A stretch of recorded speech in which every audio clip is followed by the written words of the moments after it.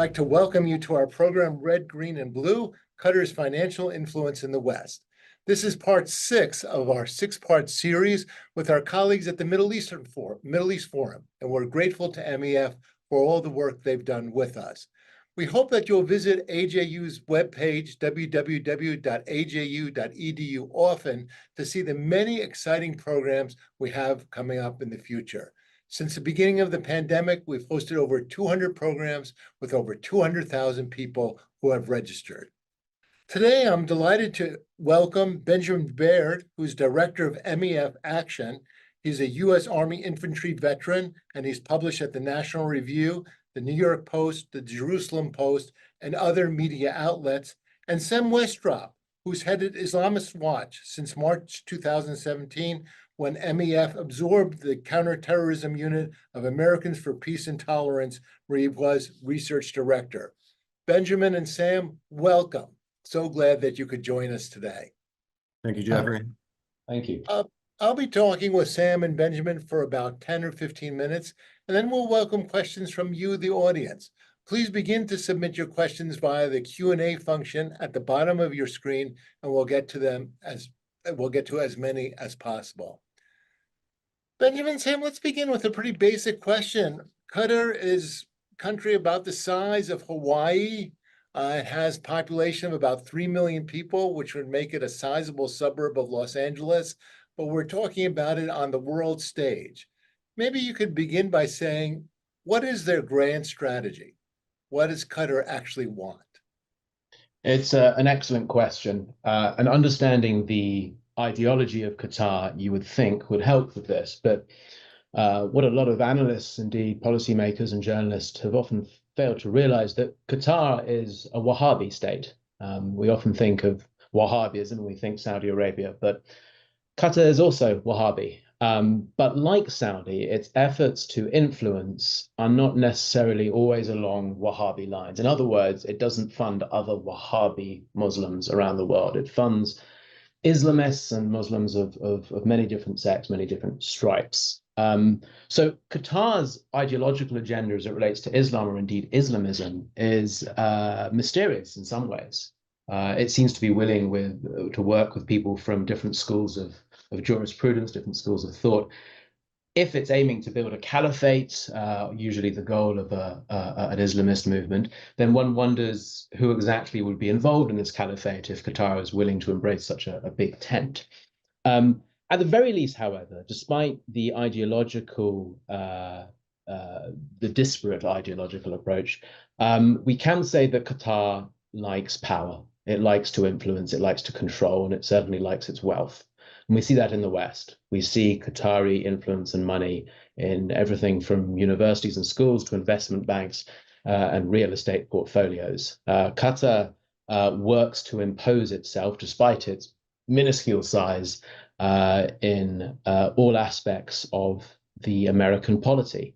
And indeed, it's no coincidence that Qatar is now hosting both the head of Mossad and the CIA director as they try to work out a new deal, because Qatar has positioned itself as that mediator, despite its long-standing support for Islamists, its long-standing support for terror.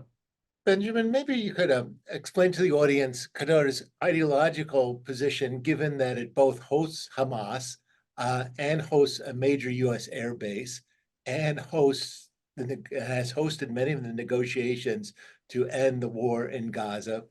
Where is it? Who is it allied with, or is it murkier than that?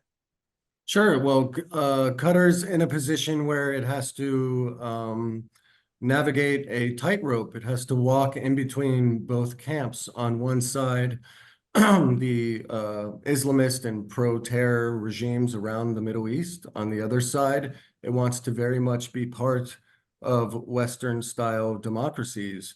And it does this by using its immense wealth, first to fund terrorist movements around the world, but on the other hand, to use that money, that immense wealth, through lobbying, attempting to influence Western education systems and investments in Western corporations. It uses that money very much to sanitize its image with the West. They are masters of PR in Qatar.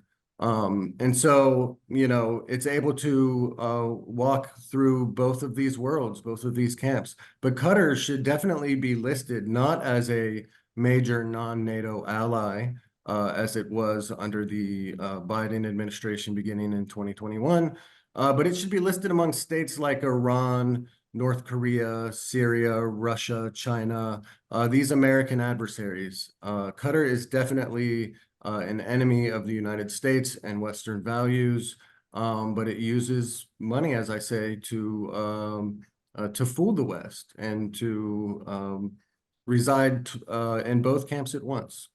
And I'll point out that this duplicity is not unique to Qatar. Islamists have done this for decades. In fact, even here in the West, a number of very prominent Hamas networks are allies in some ways of the state. They have served as informants, intelligence assets for years. And Western governments accept this because they see a greater threat in Salafi jihad, ISIS and Al-Qaeda, so choose to look the other way to some extent when working with Hamas networks. It's exactly the same with Qatar. Western policymakers know what Qatar is, they know what it does, but they see it as a strategic asset, wrongly, in our opinion.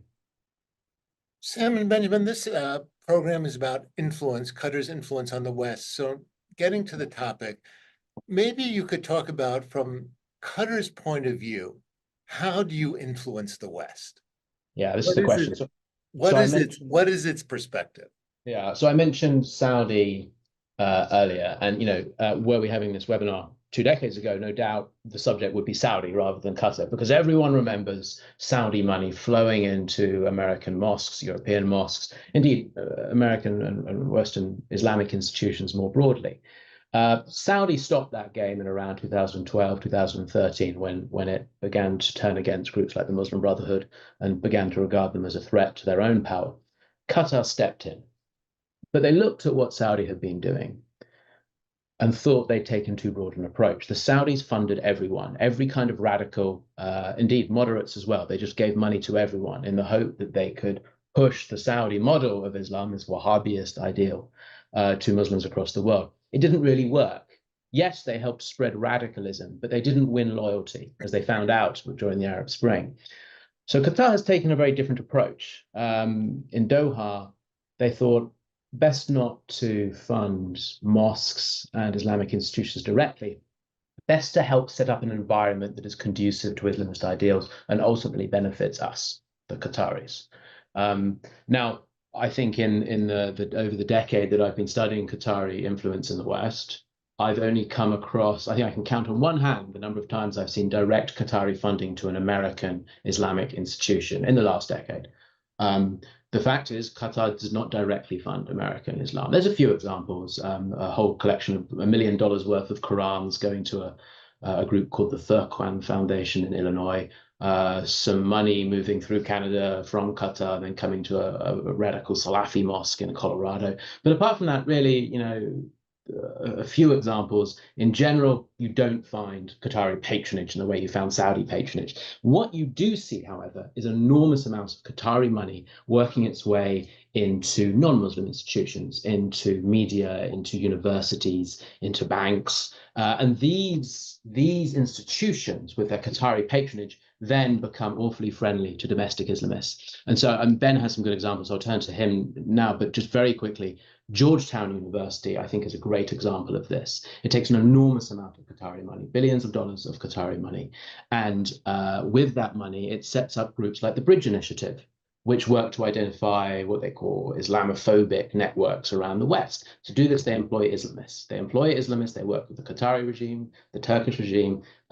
They push Islamism through this small academic institute within Georgetown University, thanks to Qatari patronage. So it's this indirect support that helps spread Islamism, spread radicalism and anti-Semitism through the country. But Ben, I think you have some prominent examples as it relates to other Western institutions. Yeah, I think just looking at traditional forms of lobbying, one of the best examples we have is from 2017. This is when Qatar was facing an anti-Qatar blockade from many of its neighbors, from Saudi Arabia, from Egypt, Bahrain, the United Arab Emirates. it was finding itself shut off, and the Trump administration was backing its adversaries in this effort.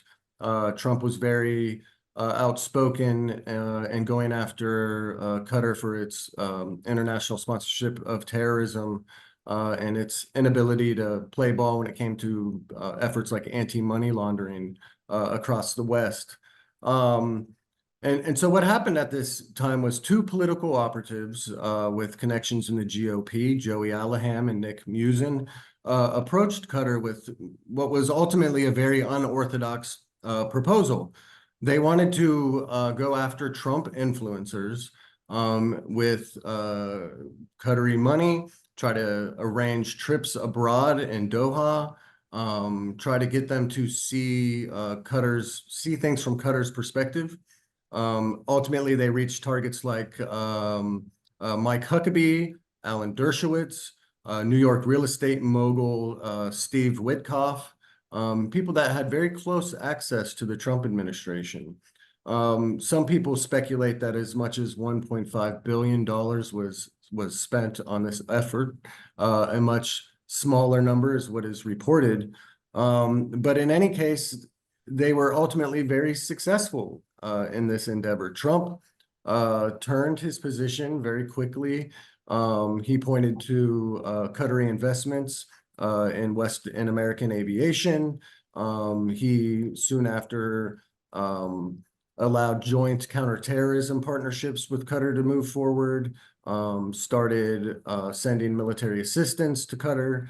And so they were very successful in this endeavor, and they continued to this day. Now, the focus nowadays seems to be for Qatar to get the West to look the other way when it comes to its support for Hamas. And most people will point to the $1.8 billion that Qatar sent to Hamas since 2014. I think that's a mistake. That money was supervised by Israel and the United States. They didn't ask for that money. Prior to 2014, the money was unsupervised going into Gaza and Hamas from Qatar. But it came from the foolhardy misconception that they could buy, buy peace with Hamas, which proved, to be wrong in the long term. And so, that's what their main focus is today. But the majority of terror finance coming from Qatar doesn't come from these out in the open funding of Hamas. It comes from private wealthy donors inside of Qatar that the government allows to continue funding al-Nusra Front, al-Qaeda affiliates, and Hamas around the world, because it doesn't have the laws or the judiciary in place or the political will to prosecute these people.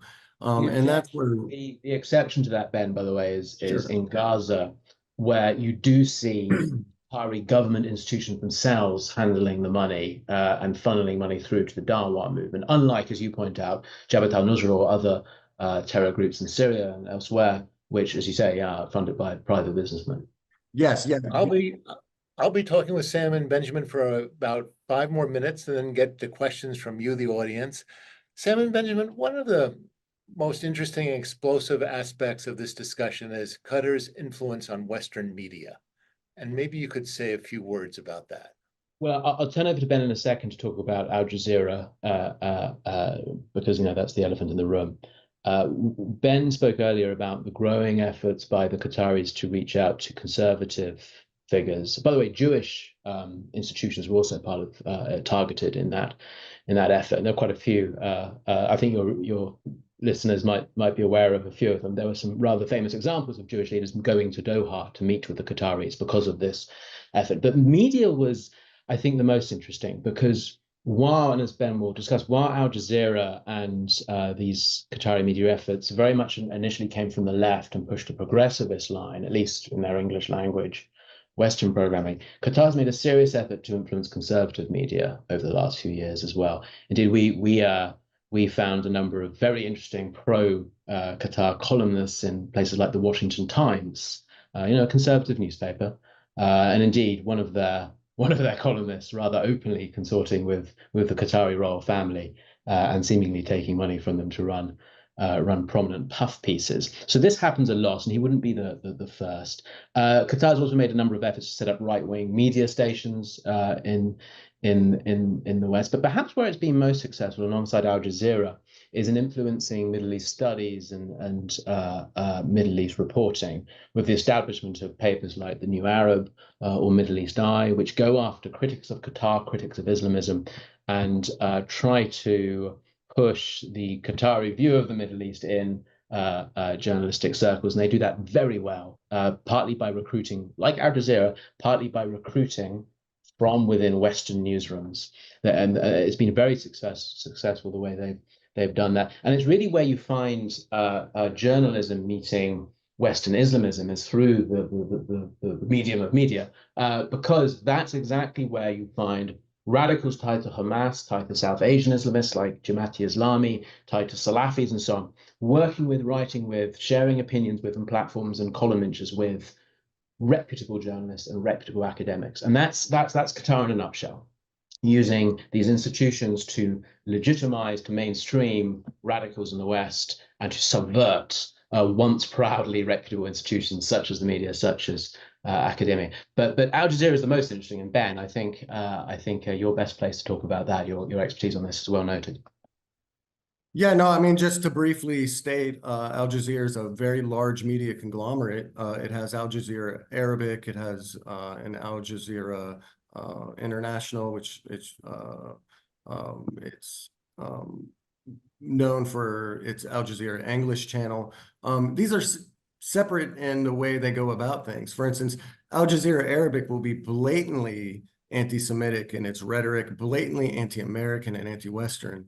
Al Jazeera Arabic walks a finer line where it will refer to Zionism rather than Judaism, so they hide their biases in that way when they're talking to Western audiences. AJ Plus is a digital media outlet that started a few years back. However, the Department of Justice under the Trump administration sought to get it to register under the Foreign Agents Registration Act. Qatar simply thumbed its nose at that request and has not to this day registered as a foreign agent. It continues to do so. The Biden administration refuses to hold Qatar accountable in that regard, despite numerous congressional efforts, letters, attempts to get the Biden administration to hold them accountable, and they have not.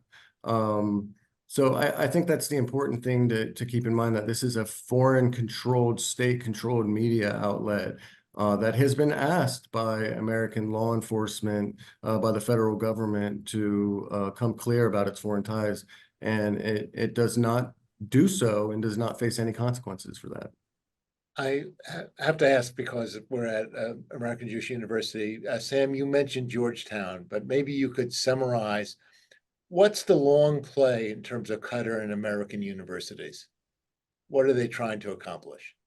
Well, if you look at institutions like the Qatar Foundation, which is a Doha-based institution, on the one hand, they host Education City, as it's called, in Doha, which is an enormous campus of campuses. This is where all of the American universities with campuses in Doha are based. So the Qatar Foundation runs that. But here in the US, they operate an entity called Qatar Foundation International, QFI. And QFI helps to manipulate and influence curricula and teachings of Arabic, about Qatar, about the Middle East, about Muslims in universities and also in K-12 schools, public K-12 schools, in fact. And it comes with lots of free gifts for cash-strapped education systems around the country. So they happily accept this. But in terms of the universities, they will happily work with Qatar Foundation, whether these universities have bad actors or not guiding these decisions.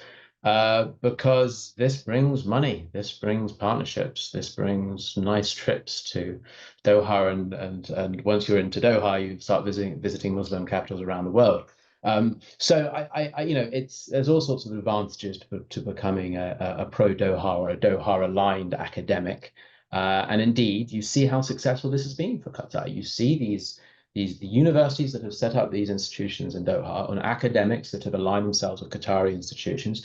You see them with their own journals, their own books and papers published now by a growing industry of Qatar-aligned publishers and other infrastructure. It really is an industry within an industry, the Qatari influence over American universities. Now, given there was such a backlash in previous years against foreign funding of Western universities, especially in Europe, and you might remember during the Arab Spring, there's a furor over the amount of money from Libya and other places going into Western universities. I hope this will eventually happen in the US too. The US has the tools to stop this. They have Section 117, which requires universities to report foreign funding. They have rules on foreign agents that require anyone lobbying or trying to change policy to report a foreign principal and so on. There are the tools that exist, and currently the rules are perhaps not being enforced as tightly as they can. Public uproar about this would certainly help with that. Certainly pressure Congress to pressure the executive. There's a huge problem. It's broadly ignored, and universities are more than willing to look the other way. And as was discovered under the Trump administration as well, it seems they've massively underreported the true amount of Qatari money and influence coming their way. And Sam and Benjamin, maybe we could get to questions from the audience. Benjamin, throw this to you. Several members of the audience are asking about the role of Iran in all of this and Qatar's relationship with Iran. It's a Sunni state, as Sam said at the beginning, but it's in a geographic position. So is Iran influencing them? Are they a bulwark against Iran? How do you define it? Yeah, I think traditionally there were reasons to think that Iran and Qatar could have had some rivalries, but in recent years there have been some high-level meetings between Qatar officials and Iran, and we've seen them come even closer to one another since the October 7th attacks in Israel. And I think that's a trend that we will see continue over time. They have interests that align, especially in support of groups like Hamas. So this is a dangerous alliance that we should keep our eyes on, certainly. I think that, as well as Hamas, also hostility to Saudi is a point that unites both Qatar and Iran. In fact, that probably dominates the friendship between the two. However, it is a complicated relationship, Qatar and Iran, and not just because of the sectarian history, but because not everything Iran does is in Qatar's interest and vice versa. So it is an awkward relationship. And you see that in the way that Al Jazeera and other media covers Iran. You also see that in the West with the proxies of Iran and Qatar. We note very little collaboration in the West between Qatari and Iranian proxies. And that's interesting, actually. And there's been something of a détente between Saudi Arabia and Iran in recent years, recent months, actually. It may be that Qatar is somewhat responsible for this.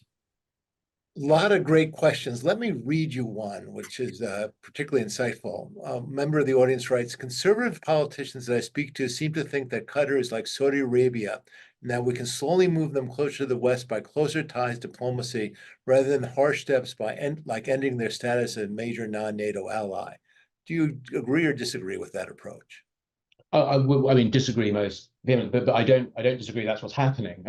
That's exactly what's happening. And as I mentioned before, it's like intelligence, the security establishment treating Hamas networks as potential informants in pursuit of a greater counterterrorism policy. It's the same thing happening here. It's not a new idea among certain Western policymakers that they can appease their way to peace or they can moderate their way to peace. When you have states or entities driven by an ideological dogma that is so destructive and so hateful and so violent, it is madness to think you can moderate that. And yet time and time again, Western governments try to do it. Obama tried with the Muslim Brotherhood. He stopped funding the liberals. He started pouring support into the Egyptian Muslim Brotherhood in the belief, the genuine belief, I think, that he could create a moderate political Islam. He could create theocracy that the West could control. And this was foolish to think that an ideology founded on opposition to the West could ever be controlled by the West. And they're doing the same with Qatar. They do the same with Iran, as you've seen under Obama and Biden. And indeed, you even see that with the Trump administration and Turkey. So this is not unique to Qatar. And yes, it is an astute observation, noting that conservative politicians say this. They're wrong, and it's a pity that we don't really have a political force in the country that is taking a really sensible approach to foreign policy at the moment. Benjamin, what's the view from Riyadh of Qatar now? Well, I think that some of the old problems certainly haven't gone away. Riyadh looks at Qatar as a nation that supports Islamist movements around the world, and as a result, it views this as a direct threat to its legitimacy. So it will continue opposing Qatar in that regard. Now, Riyadh and Qatar were among many states in the Gulf that decided. We appear to have lost Ben, but I'll continue from what he was saying, at least what I hope he was about to say, which is that, the relationship is tempestuous. I mentioned earlier that Saudi turned against the Brotherhood and other Islamist groups some 10 years ago. And under MBS, Mohammed bin Salman, the current Saudi, ruler, he has taken a very hardline anti-Islamist position. And he sees Qatar as the source of most of the problems of this world. The blockade of Qatar has ended. There has been détente, as Ben was pointing out. I would be surprised, however, if we didn't see a resumption of some form of diplomatic hostility or other hostilities between Saudi and Qatar at some point. Ben, you're back. Sorry, do you want to finish your point? Yeah, I just wanted to point out that Riyadh, just like Doha, was one of several countries that said they would not allow the U.S. To make airstrikes against Iran using its military facilities. So in that way, you've seen some coming together, but I don't see the hostilities going away in the long term. Islamism is a direct threat to monarchies, Gulf monarchies. They look at it as a threat to their grip on power. They use social welfare to buy over their populations. And if they have radicalized populations, it threatens their long-term legitimacy. So until Qatar stops supporting terrorism, Saudi Arabia will not be its friend. Benjamin and Sam, we're just about out of time for a fascinating conversation, but several members of the audience have asked, and I agree this is the critical departing question. What are the most important steps that you believe the West could take to counter Qatar's influence operations? Well, for a start, remove all military forces from Qatar, stop giving them the legitimacy as a non-NATO ally.